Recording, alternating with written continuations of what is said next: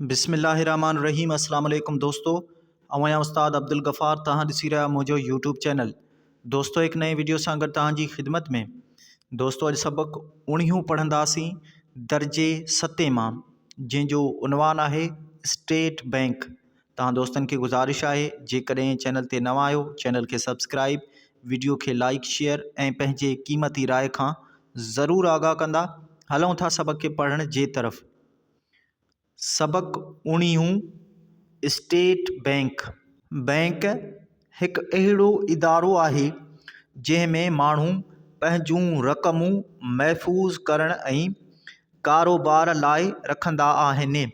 हर मुल्क खे हिकु मरकज़ी बैंक हूंदी आहे जेका मुल्की मालियाती कार वहिंवार हलाइण ऐं ज़ाब्ते रखण लाइ उपाउ वठंदी आहे। असांजे मुल्क पाकिस्तान जे मरकज़ी बैंक खे स्टेट बैंक ऑफ पाकिस्तान या बैंक दौलत पाकिस्तान जे नाले सां सॾियो वञे थो।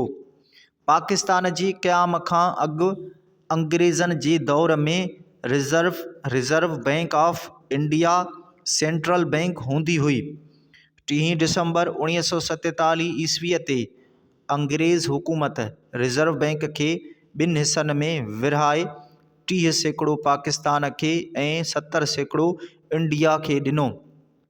हुन विरहाङे खां पोइ मई 1948 ईस्वीअ में क़ाइदे आज़म मोहम्मद अली जनाह रहमतुल्लाह अलैह स्टेट बैंक ठाहिण लाइ जदोजहद शुरू कई। जून 1948 ईस्वीअ में स्टेट बैंक ऑफ पाकिस्तान जो बुनियादु विधो वियो। 1 जुलाई 1948 ईस्वीअ खां हिन बैंक बाक़ाइदे कमु करणु शुरू कयो। स्टेट बैंक ऑफ पाकिस्तान सभ खां पहिरीं मुल्क जे नाणे वारनि सिकनि ऐं नोटनि खे तरतीबवार तयारु करण जो कमु शुरू कयो।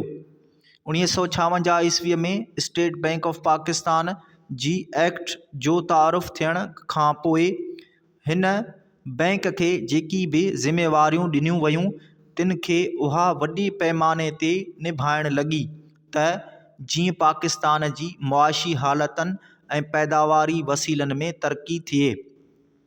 1964 ईस्वीअ में स्टेट बैंक ऑफ पाकिस्तान खे ख़ुदि मुख़्तियार बनायो वियो त जीअं उहा सभु कम वॾे पैमाने ते करे सघे।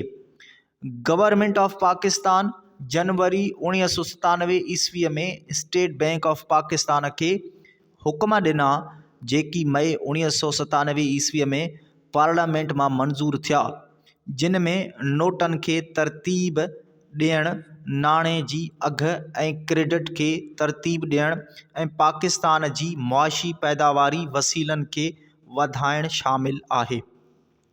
State Bank of Pakistan Pakistan जी सेंट्रल बैंक आहे। हिन बैंक जा हेडक्वार्टर कराची ऐं इस्लामाबाद में आहिनि।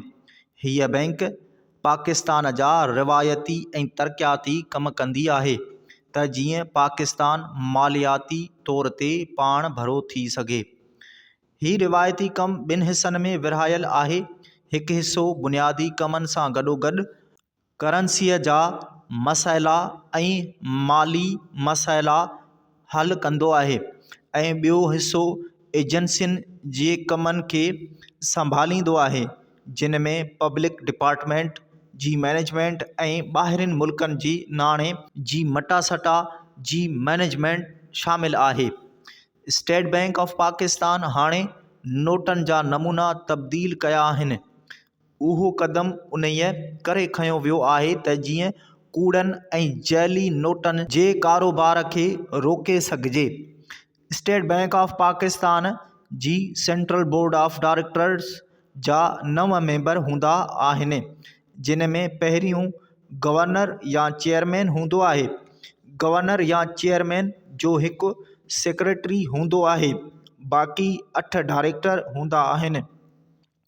स्टेट बैंक ऑफ पाकिस्तान मुल्क जी मुआशी तरक़ीअ में अहम किरदारु अदा करे रही आहे। हिन वक़्तु मुल्क जे वॾनि शहरनि में हिन बैंक जूं ब्रांचूं खोलियूं वयूं आहिनि, जेकी पिणु मर्कज़ जे इंतिज़ाम हेठि हलनि थियूं। उन खां सवाइ पूरे मुल्क में मुल्की तोड़े गैर मुल्की बैंकूं ऐं ॿिया मालियाती इदारा स्टेट बैंक जी सरपरस्तीअ ऐं सहकार सां कमु कनि था।